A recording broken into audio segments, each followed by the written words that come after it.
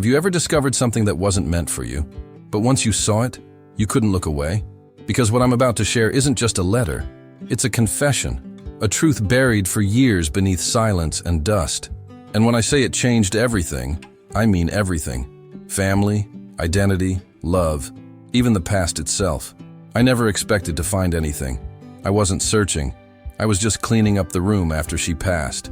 Just another ordinary day, in an ordinary house, with the smell of old wood and forgotten books hanging in the air. But there it was, a letter folded into a perfect square, hidden beneath the drawer lining of her nightstand, yellowed by time, fragile in my hands, yet heavier than anything I had ever held. My fingers trembled before I even read a single word, and something inside me whispered, "This letter was never meant for you," but I opened it anyway. And that decision opened a door I can never close again. The first line hit like thunder. Her handwriting was familiar, elegant, careful, just like she was. But the words, they weren't the kind of things she ever said out loud, not to anyone, not even me. "If you're reading this, I'm sorry." It stopped me cold. Why would she begin with an apology? What had she done, or kept hidden, that would require forgiveness after all these years? I kept reading, each word pulling me deeper, unraveling the image I thought I knew. This wasn't just a woman writing about her past. This was a woman trying to rewrite it, trying to hand over a part of herself that she never had the courage to say face to face. And then, the name, one I didn't recognize. But the way she spoke about him, the way her sentences curved around regret, longing, unfinished promises, it was clear. She loved him. Once. Maybe even more than she ever loved anyone else. Maybe even more than she loved us. That was the first fracture in the world I thought I knew. There's something about reading a letter that was never sent. Something sacred, like stepping into a room where the soul is completely naked. And in that room, there's no way to unsee what's been written. No way to unread the truth. You carry it with you. It becomes part of you. That's what this letter did to me. And I know you didn't come here for just a story. You came for something real. You came for a moment that makes you feel alive again. Something that reminds you of what it means to love, to lose, and to live with the echoes of what was never said. Because maybe you've also found something you weren't supposed to. Maybe you felt that same pull. The shock, the confusion, the ache. That moment where the ground shifts and nothing is the same again. This isn't just my story. It could be yours too. And as I kept reading that letter, sentence by sentence, I realized what she had been hiding all these years wasn't just pain. It was a decision, one that had shaped my entire life, without me ever knowing it. And what I discovered next in that letter, what she chose to reveal in her final words, will stay with me forever. Let me show you what she was too afraid to say out loud. And as I placed the letter back into that drawer, I realized it wasn't just a goodbye she had written. It was a doorway, a passage into everything she never had the strength to say out loud, the kind of truth that stays buried unless someone dares to speak it, or read it, or feel it enough to break the silence. Maybe that's why this found me. Maybe that's why this found you. Because some truths don't come to you by accident. They come when you're ready to hear them. And maybe this story, her story, mirrors your own in ways you didn't expect. The silence, the loss, the love left unsaid, the ache that never truly goes away. So if this moment stirred something in you, if this letter whispered to a part of your soul that even you don't talk about, I want you to go to the comments and write one sentence. This touched me deeply. That's it, those 4 words. But let them echo across this space, like a signal to others who feel the same, but haven't found the courage to speak it yet. Because your words might be the reason someone else doesn't give up tonight. Your comment might be the confirmation someone's been waiting for. And yes, I'll be reading everyone, every single name, every single heart that dares to leave a piece of itself here. Because this isn't just a video. This is a moment of real connection, and your voice matters. So write it. This touched me deeply. Then, if you believe someone else needs to feel this, like this video, let it rise. Let the algorithm see what we're building here. Let it carry this truth to someone still sitting in the dark, waiting to be reminded that they're not alone. And if you haven't subscribed yet, do it now, not later, now. Because what we're doing here is more than storytelling. This is soul work. This is sacred. This is a movement of voices once silenced, now speaking, now healing, together. I stared at the paper in my hand like it might catch fire. My chest felt tight, my hands cold. Her handwriting hadn't changed, not even after all these years. Still delicate, still deliberate, like every letter had been written with careful breath. But what I was reading, nothing about it felt familiar. It wasn't her tone, it wasn't her voice. It was something raw, something sacred. It was the version of her the world never got to meet. The letter opened like a wound. She spoke of a time before I was born, of choices made behind closed doors, of a love she lost, not because it ended, but because life demanded she let it go. She wrote about a man, someone whose name I had never heard until that moment. Yet the way she described him, like he was the missing piece she kept hidden in silence, made me realize he had never truly left her heart, not even once. She had carried him with her, quietly, through every chapter, every family dinner, every holiday photo where she smiled for the camera with eyes that whispered something else. And now, here it was, his name, his memory, laid bare before me, like an old photograph I wasn't supposed to find. She confessed that she almost left, packed a suitcase once, sat in the car with the engine running, but something, maybe fear, maybe faith, made her come back, made her stay, made her bury her own truth beneath the life she built for everyone else. She wrote about silence, about what it costs a woman to never speak the words that live in her chest, about how keeping everything together on the outside can mean slowly falling apart on the inside.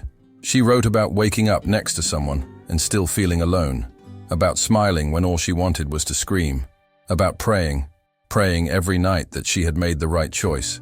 And I kept reading, word after word, her pain unfolding like a slow unraveling of everything I thought was whole. There was a line that stopped me completely. I never stopped loving him, not even after I married your father. I couldn't breathe. That sentence, so small, so soft, hit like an earthquake, not because it betrayed someone, but because it revealed the unbearable truth of what it means to live with a heart that never let go. And in that moment I realized, this wasn't just her story. This was the part of our family history that had been erased. This was the part no one was ever meant to know. And yet now, I knew. I sat there in that room, holding the letter like it might disintegrate if I let go. The walls felt smaller, the air heavier, and all I could think was, how long had she carried this pain? How many nights had she stood in front of the mirror, wearing a smile that wasn't hers, carrying a name that never matched the one in her heart? How many of us do the same? How many people walk through life with words unsaid, love unspoken, memories tucked away in drawers, just like this one, waiting for someone to find them? And maybe that's why I'm reading this now. Maybe it wasn't an accident. Maybe I was meant to find it so I could finally understand who she really was. Not the version everyone admired, but the woman who survived her own heartbreak every single day. Maybe you're here because some part of you knows exactly what that feels like. The weight of something you never got to say. The ache of someone you never stopped loving. The silence that becomes louder the longer you try to ignore it. So now I'll ask you this, not for me, but for you, for the version of you that has waited for someone to understand. If you've ever carried something in your heart that had no place to go, if you've ever loved in silence, if you've ever found something that made you see your life differently, write this in the comments. This letter could have been mine, and I'll be reading every name, every whisper typed into this space, because your voice deserves to be heard, maybe now more than ever. Let's keep going. She always carried herself like nothing could shake her. She never needed to say much, just the way she looked at you, calm, still, like the world couldn't touch her, was enough to make you believe everything was fine. That was her gift, her protection, her disguise. And for the longest time, I believed it too. I believed the quiet was peace. But now I know better. Now I know that her silence was not the absence of pain. It was the proof of it. The woman who raised me, who smiled in every family photo, who whispered bedtime stories and folded laundry with gospel songs playing in the background, wasn't just holding a home together. She was holding herself together, thread by thread, breath by breath. Behind that composed face was a storm she never let anyone see. Her eyes used to look through you, not because she was cold, but because she was elsewhere, somewhere deeper, locked inside memories that didn't belong to this version of her. She had the kind of sadness that doesn't make noise, the kind you only notice when it's too late. And that letter proved it. Each word, each line, was soaked in a love she never spoke of, a man she never named out loud, a decision she made and never unmade. And suddenly, all the quiet moments made sense. The way she lingered in doorways, the way she looked out the window like she was waiting for someone who would never come, the way she stayed up late long after everyone else had gone to bed, staring into her cup like it held more than coffee. It wasn't just who she was, it was what she had endured. The letter wasn't dramatic, it wasn't poetic, it was honest. And in that honesty, I saw her for the first time. Not the mother, not the wife, not the woman who kept everyone else strong, but the girl she used to be. The girl who made a choice that changed everything. The girl who loved someone she could never keep. The girl who became a woman with a secret too heavy to carry, but too sacred to release.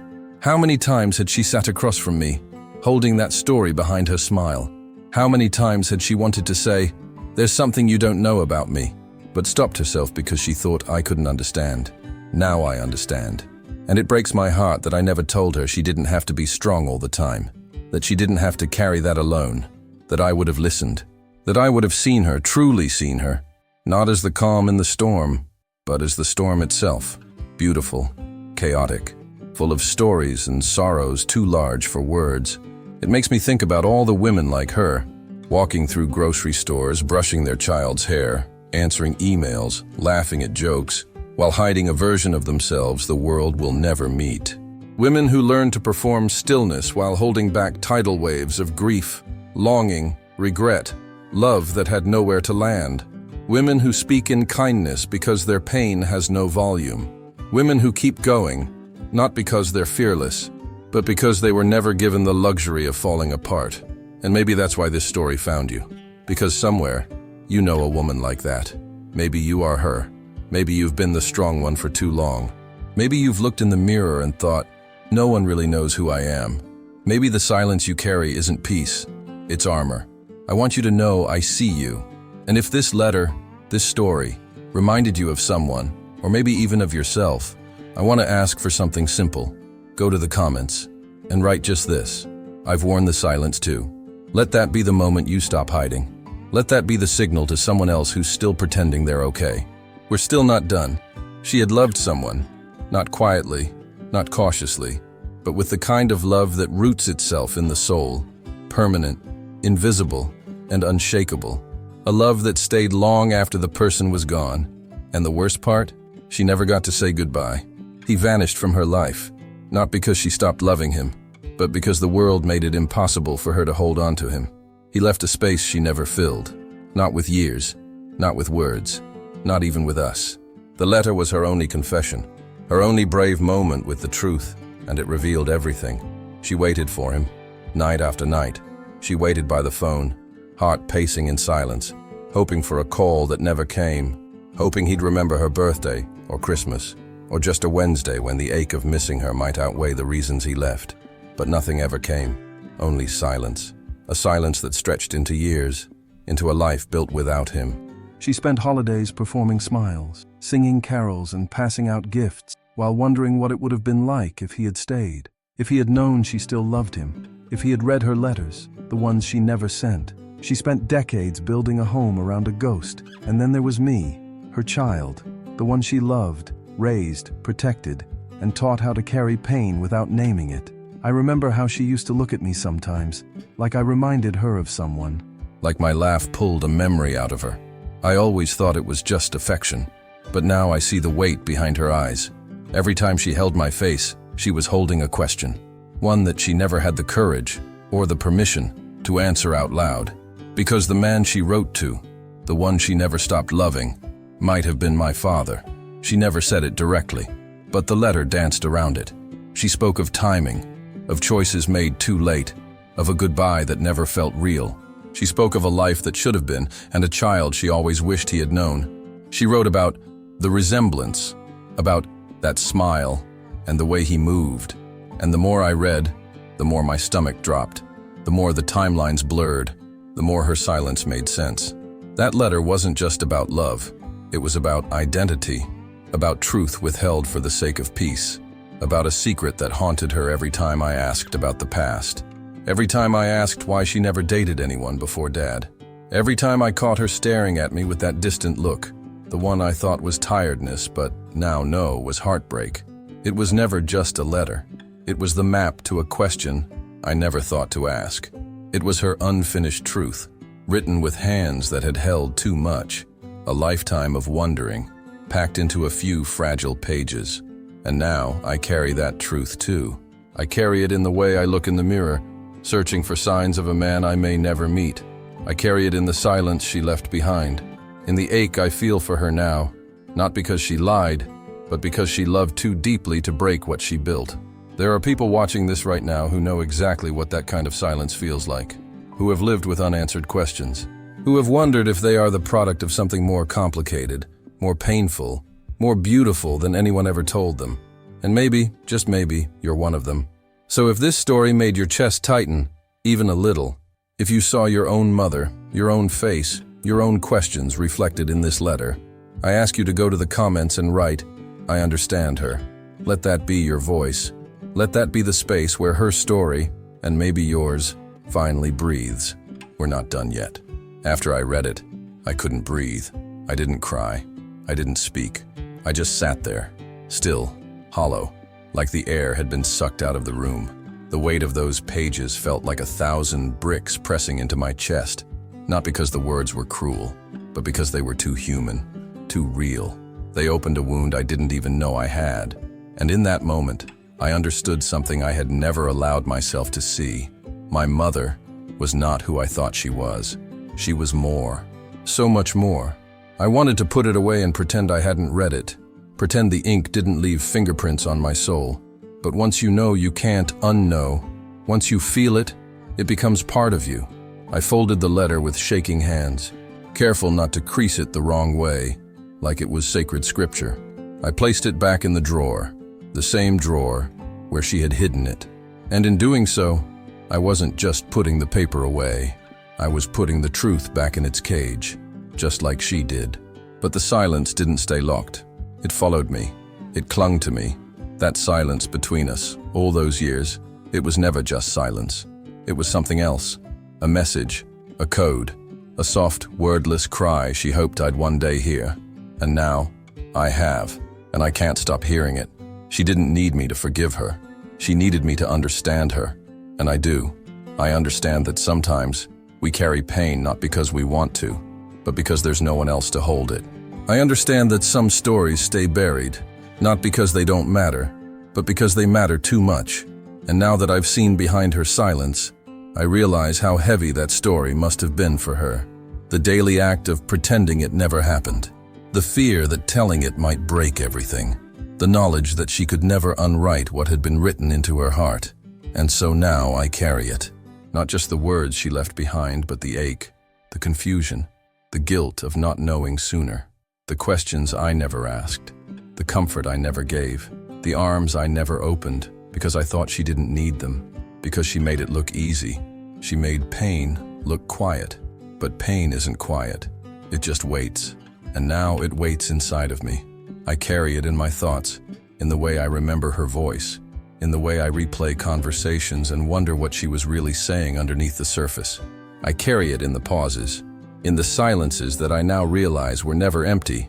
They were full of everything she couldn't say. And this burden, it doesn't crush me, but it changes me, because now I see my mother not as a mystery, but as a mirror. A woman who loved deeply and lost deeply and never stopped walking forward. And I ask myself, what else have I missed?